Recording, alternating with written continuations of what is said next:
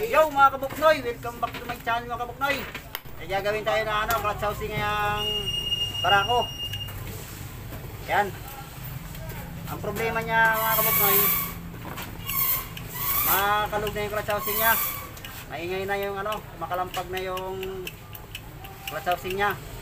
Pag pinipigyan mo yung clutch, yun nababawasan ng kalampag. Kaya re-repair natin to. Mga kaparehas ito mga kabuknoy, Raider 150, Smash, Barako. Yun, pwede natin repairin yun. Isa lang sila ng ng sukat. Kaya binaklas ko na yun sa Barako, sa housing. Hindi ko na pinakita sa inyo.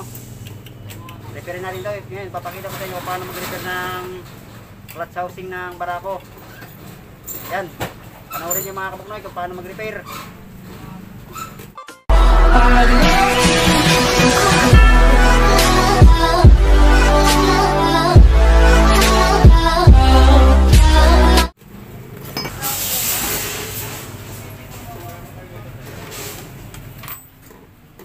So mga kabuknoy, papansilan natin yung gitna.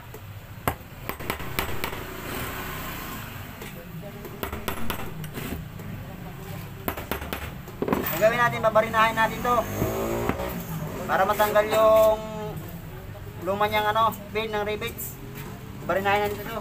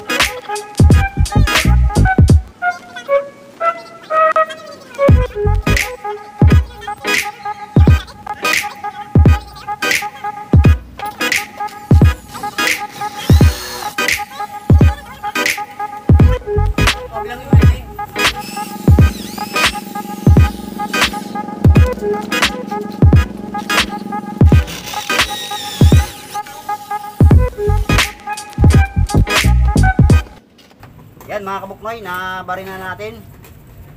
Natanggal na yung ulo ng rivets. Ay, pupunsinin natin to mga kabuknoy. Take pa lang price. Kasi ang problema niya mga kabuknoy, alin pa? Ayan nice. Yung kalog na. Kaya re-repairin natin to.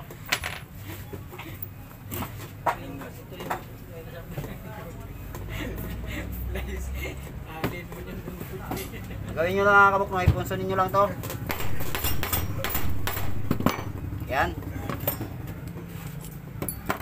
Yan, tanggalin mo yung spring. Ribbit. Hindi na mo.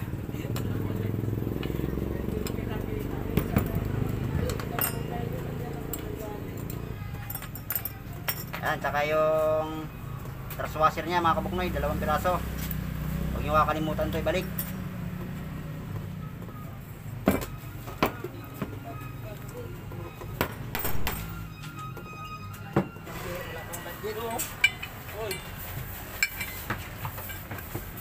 Kita dam.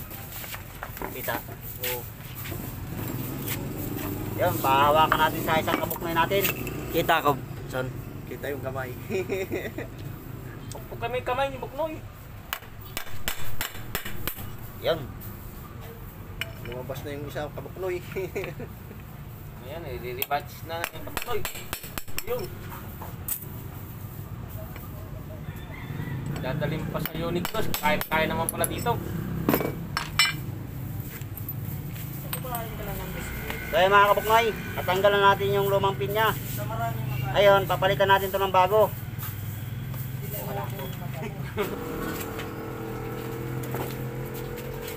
Ito yung ipapalit natin rivets mga kabuknoy. Ito na yung bago. Ito yung luma niya. Kaya kung napapansin nyo, mahaba pa yung bago. Kaya baba natin yung spring mga kabuknoy. Pakita ko.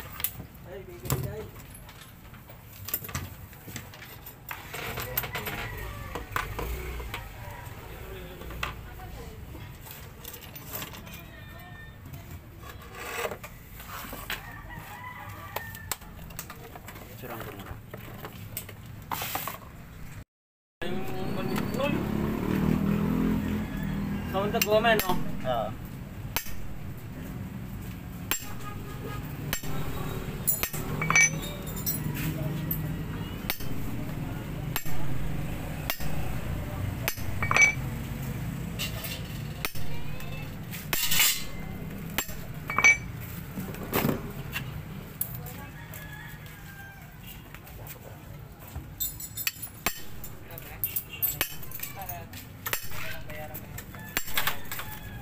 Masagasaan yung ano.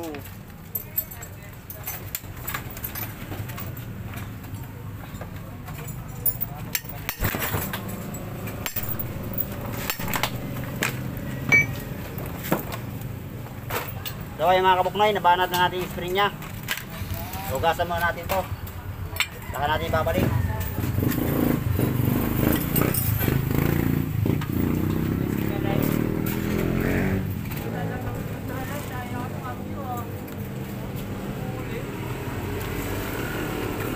Ayan mga kabuknoy, nahugasan na natin.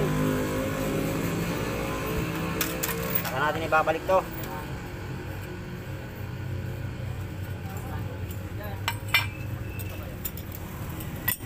Mga kabuknoy, kung napapansin nyo, may dalawa tayong truss washer ng clutch housing. Yung washer nya. Babalik natin to. Mauna muna yung manipis mga kabuknoy. Next natin yung spring nya na yero.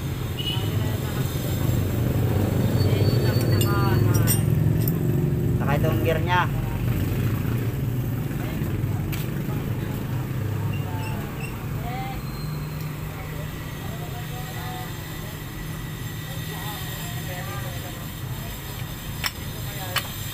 Yan.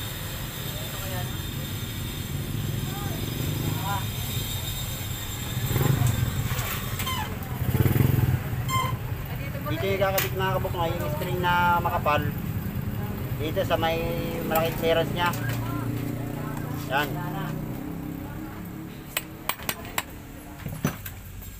I-next natin yung medyo mapayat na spring.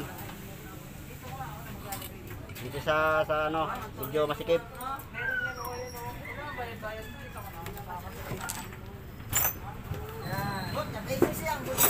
May mahaba, may mixi.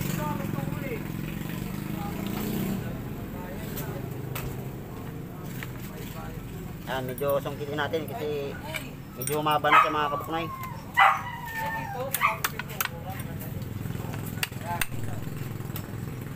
Yan.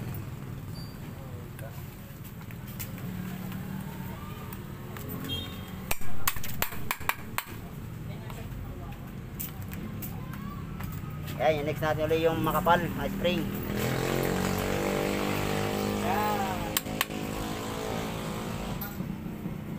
Tapos yung medyo mapayat. Alternate lang siya mga kabuknoy pagkabit ng spring.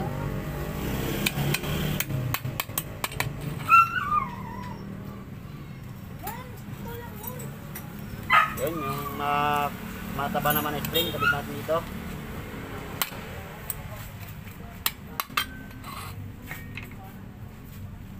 Saka dito natin kabit yung mapayat.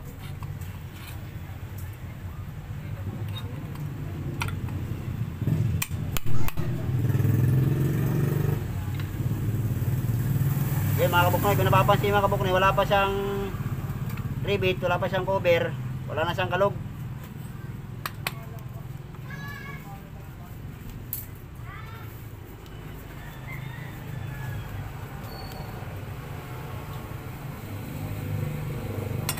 Medyo pantay muna natin.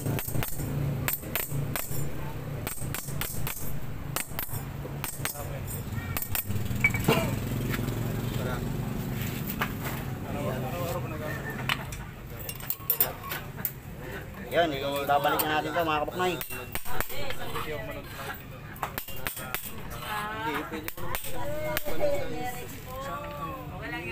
Yun. Sumikip na. Sumikip na sa mga kabuknoy. Napapansin nyo. Ito natin nare-repeat. Motor.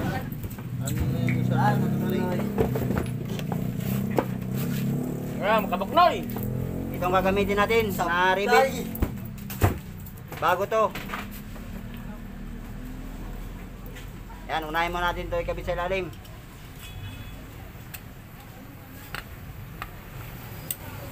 Kita dam.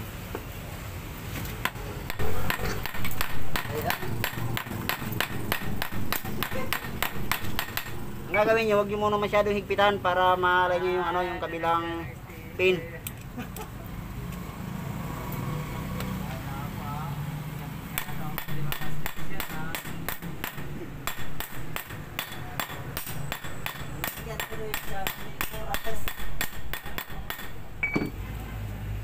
Ay, next natin itong last na pin.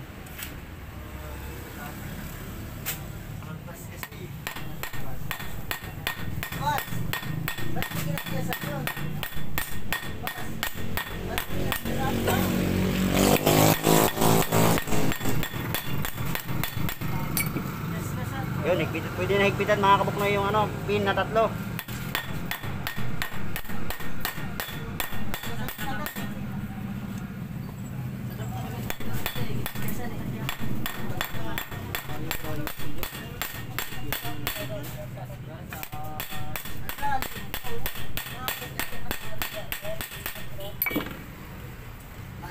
Yan, kung nakapansin nyo mga kabuknoy, walang kakalog-galog.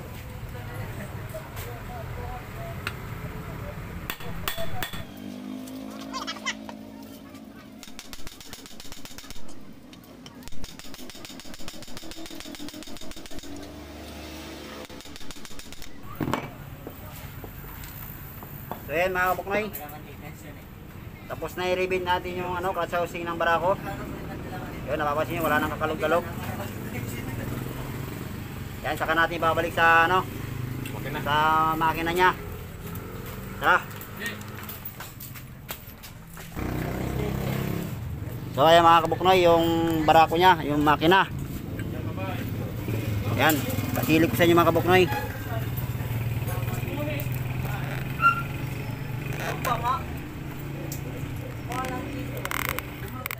Yan. Dito na nakakabit to mga kabuknoy, kaya di ko na pinakita kayo na pagbaklas.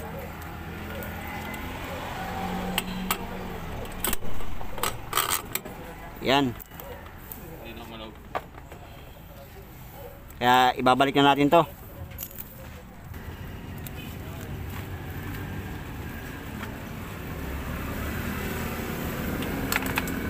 So yan mga kabuknoy, nabusingan na rin natin to sa machine shop. Kasi maluwag na yung kanyang busing. Yan, ikakabit na rin natin to. Medyo mauna muna yung gear mga kabuknoy.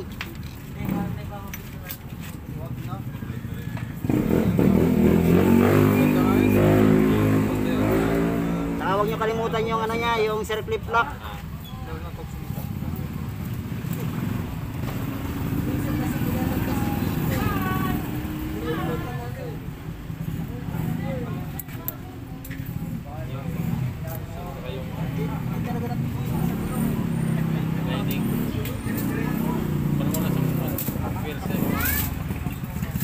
Yan yung kinabit natin yung rinibit natin na clutch housing mga kabuknoy. Yan. Kakabit na rin natin to. Iba-iba. Iba yung niya. Iba yung takbo. Saka yung thrust washer. Huwag nyo kakalimutan to mga kabuknoy. Bumila ko pa ako.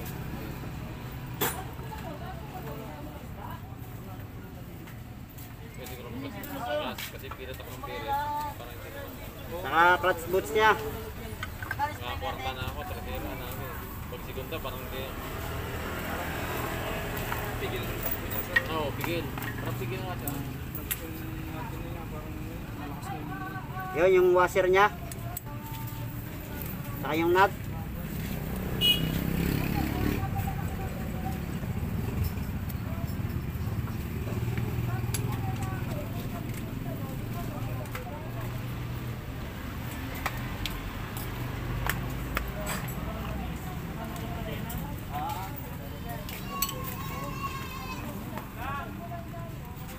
Yan lang mga kabuknoy, kailangan may ganito kayong impact para mabilis idukot yung ano, yung paghigpit niya.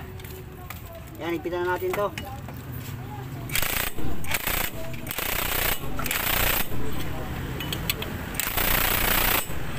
Yo. Pag nakapresira na, parang may singaw. Basta daksak. Basta daksak.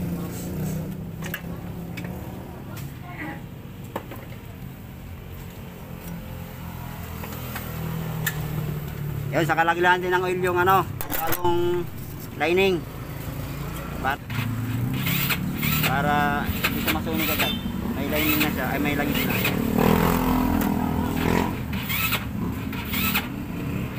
Kasi kakabit nyo to, matagal pasukan to eh. Kasi nakaipit to eh. Kahit baliktaran ba yun? Ha? Kahit baliktaran? Alin? Kabit? Oo. Ay, matagal sa pasukan ng langis. Oo.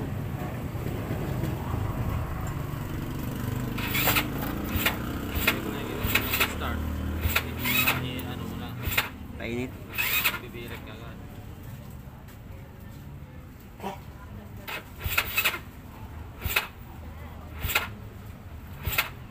Jig. Yun, nalagyan natin ng langis. Saka natin ikakabit to mga kabuknoy. Ayan, saan papalagay? Ganito pa lang.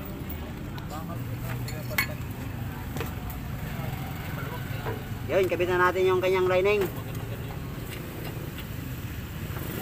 Saka yung plate.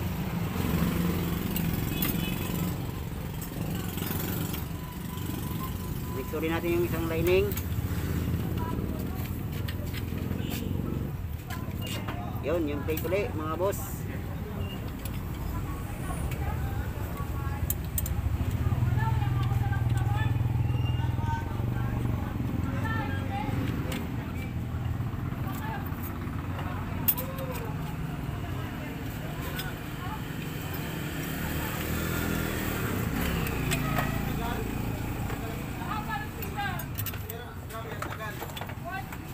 Yun, last yung kanyang lining mga boss.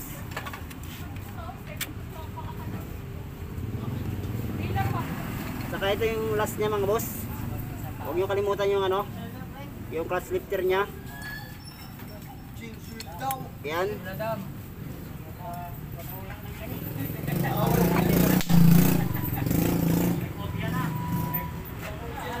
Yun, kapitan natin yung spring.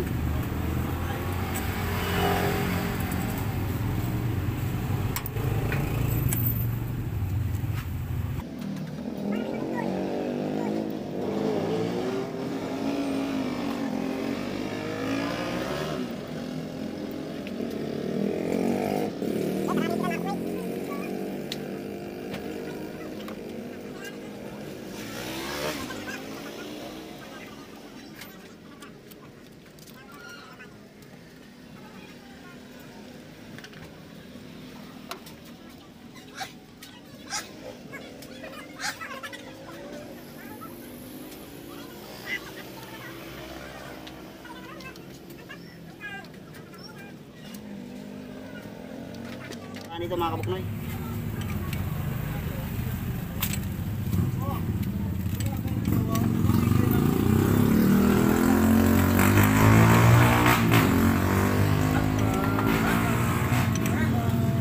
Parang mas malinaw pa dito, no? Kaysa dun.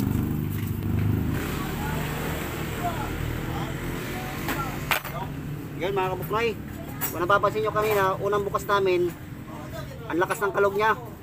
Kaya may napapansin kayo sa motor nyo, pag may kumakalampag, pag pinigan nyo yung clutch, nawawala yung ano, ingay. Pag binitaban nyo, yun, lumalakas ulit. Itong dahilan dahil kalog na yung clutch housing niya.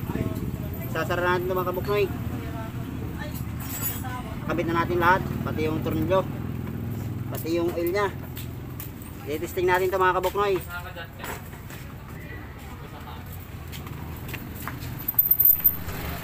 Kasi kanina mga kabuknoy, yung sigon niya mga kabuknoy, medyo wala nang hatak. Kaya tatry natin to. Tsaka yung maingay yung ano, clutch housing niya.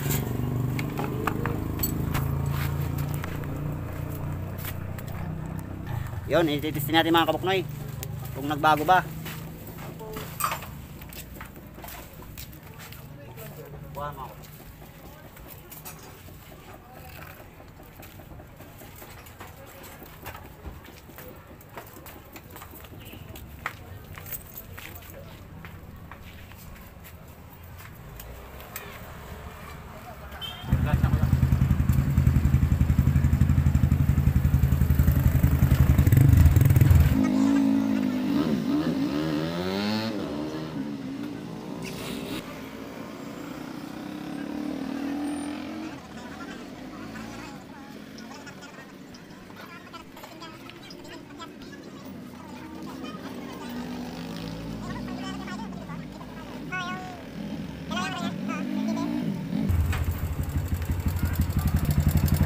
balik sa neutral, tinatadyakan. Yan, karate mo pa. So, ayun mga kabuknoy, okay na yung barako ni boss. Shoutout sa may-ari. Yan. Nawala na yung ano, nawala na yung kalampag niya, saka yung hirap pumatak. Yan, mga kabuknoy, bye-bye.